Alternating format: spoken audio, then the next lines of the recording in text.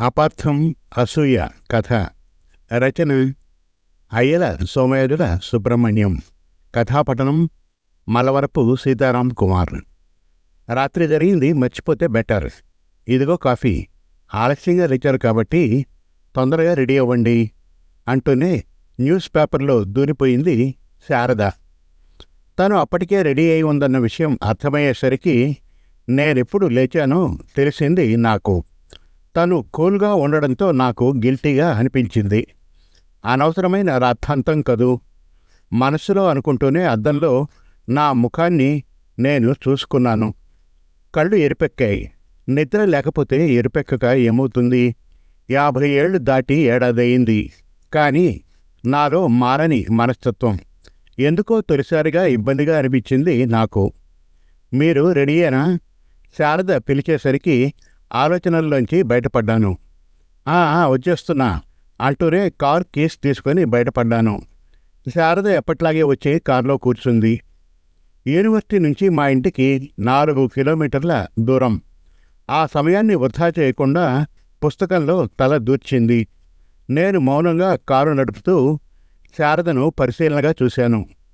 ఆమె ప్లెజెంట్గా కనిపించింది. పెదాల మీద చిరునవ్వు అలాగే ఉంది. అది అందరికీ సాధ్యం కాదు.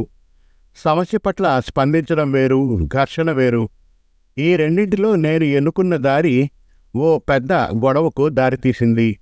మా మధ్య గొడవలు మామూలుగానే జరుగుతూ ఉంటాయి.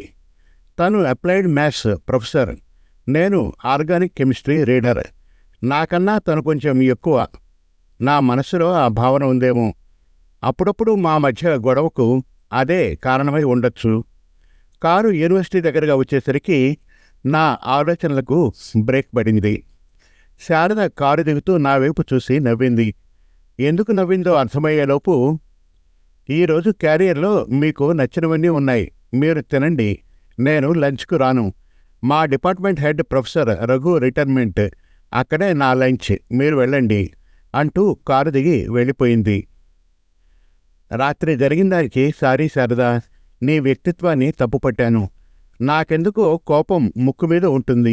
అనాలోచితంగా మాట్లాడేస్తాను. ఆ తర్వాత ఆలోచిస్తే నేనెంత ఫులిష్గా మాట్లాడానో అర్థమవుతోంది అన్నాను తప్పు చేసిన వాడిలా తల దించుకొని. ఇలా మీరు మాట్లాడింది కొన్ని 100 సార్లు. మనకు పిల్లలున్నారు, పెద్దవాళ్ళయ్యారు, బయటికి వెళ్ళిపోయారు. ఉన్నది మనమిద్దరం. మరో 5-6 ఏళ్లలో రిటైర్ అవుతాం. మన మధ్య ఇంకా నువ్వు గొప్ప నేను గొప్ప అన్న ఆలోచన అవసరమా? అవసరమనుకుంటే మనసులోనే ఉంచుకోవాలి. బయట పడిపోవడం ఎందుకు? మీరు ప్రతి చిన్నదానికి అసహనం ప్రదర్శిస్తే నేను సహనంగా ఎలా ఉండగలను? అయినా ఉంటున్నాను. ఎందుకో తెలుసా? మనం ఒకరికొకరిని తప్ప మన మధ్య మూడో వ్యక్తి లేడు కాబట్టి. మీరు అంటూ ఉంటారే, నా సహనం కూడా మిమ్మల్ని ఇరిటేట్ చేస్తుందని. అదేంటో నాకిప్పటికీ అర్థం కాదు. నేను మౌనంగా ఉంటే భరించలేరు. ఇంత బలహీనమైన వ్యక్తిత్వం మీకెప్పుడొచ్చిందో? శారద మాట్లాడడం ఆపి ఓ క్షణం నా వైపు చూసింది. ఆ క్షణం నేనేమీ ఆలోచించే స్థితిలో లేను. శారద అంత గట్టిగా మాట్లాడేసరికి నేనేం మాట్లాడాలో అర్థం కాలేదు. సరే, జరిగిందేదో జరిగింది, ఇక్కడితో ఆపేద్దాం అన్నాను ముక్తసరిగా. మడియర్ గోపాల్, నిజమెప్పుడు బాధగానే ఉంటుంది, కాస్త చేదుగా. మీకన్నా వృత్తిలో నేను ముందుండేసరికి మీ ఫీలింగ్స్ క్షణం క్షణం మారిపోతున్నాయి. ఏం చేయమంటారు? నాకన్నా ముందు మీరు లెక్చరర్ అయ్యారు. మీ డిపార్ట్మెంట్లో అవకాశాలు మీకు రాలేదు, నాకు వచ్చాయి. అలా అని మిమ్మల్ని ఎప్పుడైనా తక్కువ చేసి చూశానా? ఈ చిన్న తేడా వల్ల మన మధ్య అసహనం, ఆక్రోశం ఎందుకు? ఇంటలెక్చువల్లో ఉండే అసూయ కొన్నిసార్లు పెద్ద పెద్ద సమస్యలకు కారణమవుతుంది. నేను మీ భార్యను. నా ప్రోగ్రెస్ మీరు భరించలేకపోతే అది మీకే అవమానం.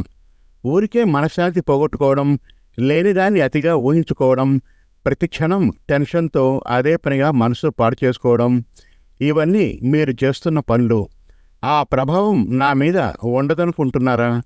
కొన్నిసార్లు మీ మాటను నేను కాదన్నాను. మీతో వాదులట్టకు దిగాను. నేనే పైచేయగా ఉన్నాను. మీరు రోజూ క్లాసులో చెప్పే సబ్జెక్టుకు చాలాసార్లు నేను నోట్స్ రాసిచ్చాను. అంత మాత్రాన మిమ్మల్ని కించపరిచినట్లా? భార్యాభర్తల మధ్య ఆ మాత్రం ఘర్షణ, సర్దుబాటు ఉండవా? ఇలా చెప్పుకుంటూ పోతే మనకు నచ్చని విషయాలన్నీ బయటకు వస్తాయి. ఈ వయసులో మనం ఉండాల్సింది ఇలా కాదు. ఎలా ఉంటే బాగుంటుందో మీకు తెలుసు. అది సరే, పిల్లలిద్దరూ స్టేట్స్ నుంచి వస్తున్నట్లు మెయిల్ చేశారు. ఫోన్ కూడా చేశారు. మీరు డిస్టర్బ్డ్గా ఉన్నారని రాత్రి చెప్పలేదు. వాళ్ళ ముందు ఇలా ఉండకండి. మీ మీద గౌరవం తగ్గిపోతుంది. రండి భోంచేద్దాం అంటూ లేచింది శారద. నేను ఉన్న చోటే ఆలోచనలో మునిగిపోయాను. నా బలహీనత తనకు తెలిసినంతగా నాకు తెలియకపోవడం, శారద మాటలు సూటిగా తాకడంతో నేనేంటో ఆలోచించాను. మనస్సు బరువెక్కిపోయింది. ఇంకా ఏం చేస్తున్నారక్కడ? రండి, నాకు ఆకలేస్తుంది. శారద పిలుపుకు ఉలిక్కిపడి డైనింగ్ టేబుల్ దగ్గరికి వెళ్ళాను. ఏంటో అంతా కొత్తగా మొహమాటంగా ఉంది. నాకు నా మనసులో ఉన్నదంతా శారద గ్రహించడం నాకు ఇబ్బందిగానే ఉంది. మౌనంగా 4 ముద్దలు తిని లేచాను. ఆ రోజు రాత్రి నాకస్సలు నిద్రపట్టలేదు. శారద ప్రశాంతంగా నిద్రపోయింది. మా మధ్య మానసిక స్థిరత్వానికి ఉన్న తేడా అదే. పిల్లలు స్టేట్ నుంచి వస్తున్నారని శారద ఇల్లంతా నీట్గా ఉంచింది.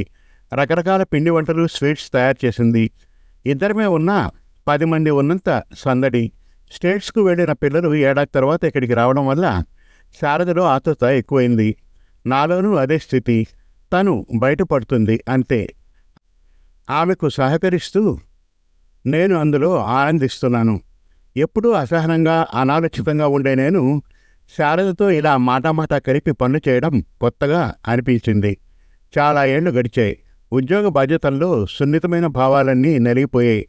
పొడి పొడి మాటలు లేక సూటిపోటి మాటలు తప్ప మనస్సును కదిలించే మాటలు లేవు. జీవితాన్ని ఇలా చూస్తూ ఉంటే తొలకరి వానలో తడిసినట్లుంది నాకు. ఎప్పటికో అర్ధరాత్రికి పనులన్నీ పూర్తయ్యాక శారద నిద్రపోయింది. నా కళ్ళు మాత్రం నిద్ర రాక కాస్త బాధను అనుభవించాయి. ఆ బాధ గుండె లోతుల్లో ఎక్కడెక్కడో తరిమేసరికి నాకు నిద్ర లేని రాత్రి అయ్యింది. ఇల్లంతా కోలాహలంగా ఉంది. శారద యూనివర్సిటీకి సెలవు పెట్టేసింది. నన్ను పెట్టమంది. కానీ అడ్జస్ట్ చేసుకుంటానని చెప్పాను. కూతురు దివ్య, కొడుకు రమేష్ స్టేట్స్కు వెళ్లాలన్న కలలు నెరవేర్చడానికి, వాళ్లను ప్రజ్ఞావంతులుగా తీర్చిదిద్దడానికి పడిన కష్టం నాకిప్పటికీ గుర్తుంది.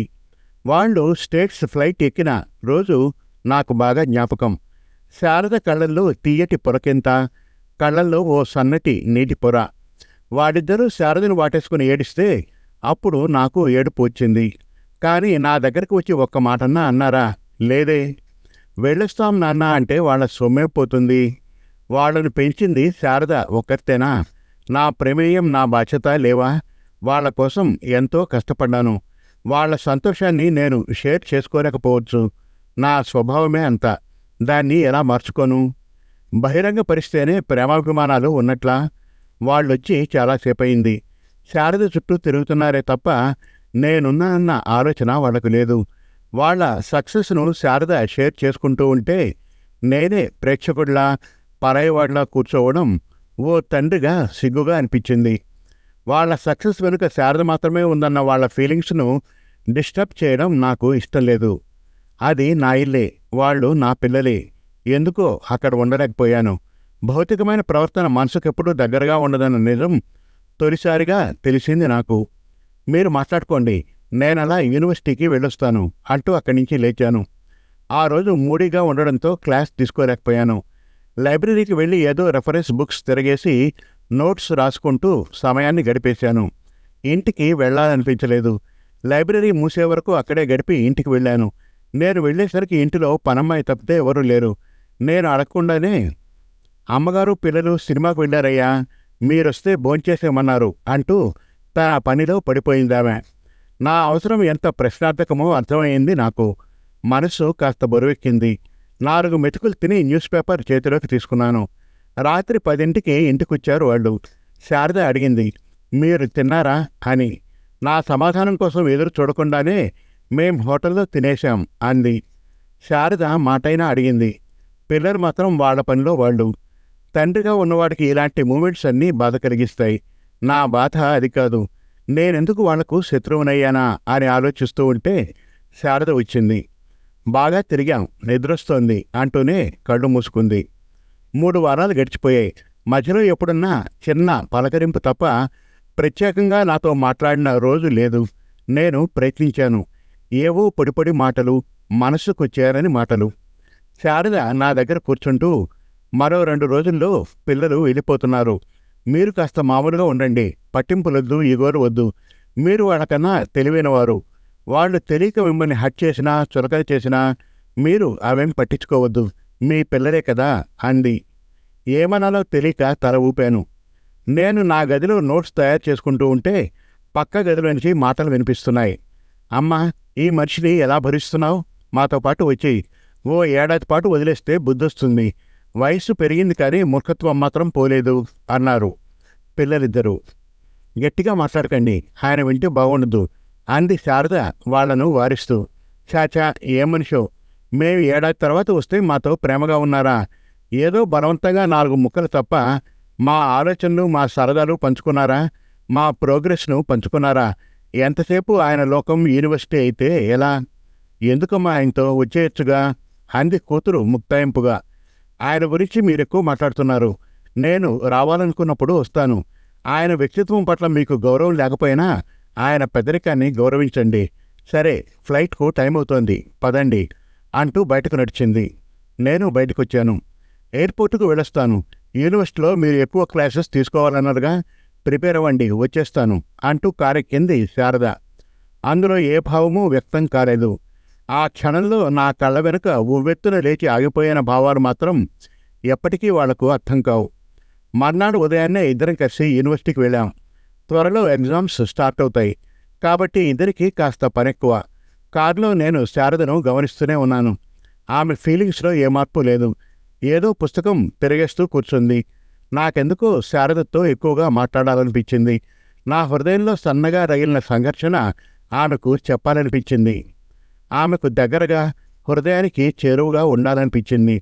శారద ఆలోచనల్ని ఆ క్షణంలో డిస్టర్బ్ చేయడం ఇష్టం లేక మౌనంగా ఉండిపోయాను. పగలంతా నాకు భారంగా గడిచిపోయింది. రాత్రి 11 గంటలైంది. పనులన్నీ ముగించుకుని వచ్చింది శారద. బాగా అలసిపోయినట్లున్న ఆమె ముఖాన్ని నా చేతుల్లోకి తీసుకోవాలనిపించింది. ఎందుకు ఆ పని చేయలేకపోయాను. ఇంకా ఏదో అస్పష్టత నాలో. నా ఆలోచనలన్నీ నిజాయితీగా ఉన్నట్టేనా? ఆ భావన నా మనస్సును చుట్టి నలిపేసింది. శారద ఏమనుకుంటుంది? నా మీద జారి పడుతోందో? నా వ్యక్తిత్వాన్ని ఇంకా అసహించుకుంటోందా? ఏమో, మాట్లాడితే సరి. ఆమె ఎలా రియాక్ట్ అయినా భరించవచ్చు. అలా మౌనాన్ని భరించడం కష్టం. నా ఫీలింగ్స్ గమనించిందేమో. నిద్ర రావడం లేదా అంది నా వైపు తిరిగి. ఆ క్షణంలో కాస్త కంగారు నాలో. అదేం లేదు అన్నాను. నిజం దాస్తారెందుకు? నిద్రపోవడానికి మీరు అవస్థపడుతున్నారు. ఏదన్నా మాట్లాడాలనుకుంటున్నారా అంది నా కళ్ళలోకి చూస్తూ. ఆ క్షణాన్ని వదులుకోవాలనిపించలేదు నాకు. వెంటనే ఊ అన్నాను తలుపుతూ. శారద నా వైపు కళ్ళార్పకుండా చూస్తోంది. పిల్లలు నన్ను అసహ్యించుకుంటున్నారా అన్నాను ఆమె చూపుల్ని తప్పించుకుంటూ. ఆమె కాస్త ఇబ్బందిగా కదిలింది. అదే, పిల్లలు నీతో మాట్లాడింది నేను విన్నాను. నేనేమి కానా వాళ్లకు? నా గుండెలో బాధ తన్నుకొచ్చింది. నా స్వభావం మారినంత మాత్రాన నా మనసు అలాగే ఉంటుందా? నన్ను ఇక్కడ వదిలేసి నిన్ను రమ్మంటున్నారు. అందుకు బాధ లేదు, కానీ నువ్వు లేకుండా నేను ఒక్కరోజు కూడా ఉండలేను శారు. నేను సడన్గా మారిపోలేను. నాకు కొంత సమయం కావాలి. వాళ్ళు అర్థం చేసుకోకపోయినా ఇబ్బంది లేదు. నువ్వు నా మాటలు నమ్మాలి ప్లీజ్ అన్నాను. ఎలా నమ్మమంటారు? ఇప్పటికీ మీరు స్వార్థంతోనే ఆలోచిస్తున్నారు. పిల్లలు వాళ్ళకి నచ్చింది మాట్లాడతారు. మీరు నా గురించి ఆలోచిస్తున్నదేంటి? వాళ్ళు రమ్మనగానే మిమ్మల్ని వదిలేసి వెళ్ళిపోతానా? అదేనా నా గురించి మీరు ఆలోచిస్తున్నది? నన్ను మీరు అర్థం చేసుకోలేదు. మీ మనసులో ఉన్నదేదో నాకు తెలీదు. పిల్లలు ఎలా తెలుసుకుంటారు? ప్రేమ, ఆప్యాయతలు అప్పుడప్పుడు బయటకు వస్తేనే మీరెలాంటి వారో తెలుస్తుంది. మీరు మీ వ్యక్తిత్వాన్ని గెలిచాననుకుంటున్నారు. నేను జీవితంలో ఓడిపోయారనుకుంటున్నాను. మీరు మారలేదు, మారుతున్నట్లు చెప్పాలనుకుంటున్నారు అంతే అంటూనే తన ముఖాన్ని తిప్పుకుంది శారద. నేను ఆతృతగా తన ముఖాన్ని నా వైపుకు తిప్పుకున్నాను. ఆమె కళ్ళల్లో సన్నటి నీటి పొర. నేను చెలించిపోయాను. ఆ క్షణంలో నాకనిపిస్తోంది ఒక్కటే. నా గుండెలు భళ్ళున పగిలిపోయినట్లు, నా అహాన్ని ఎవరో చాచిపెట్టి కొట్టినట్లు.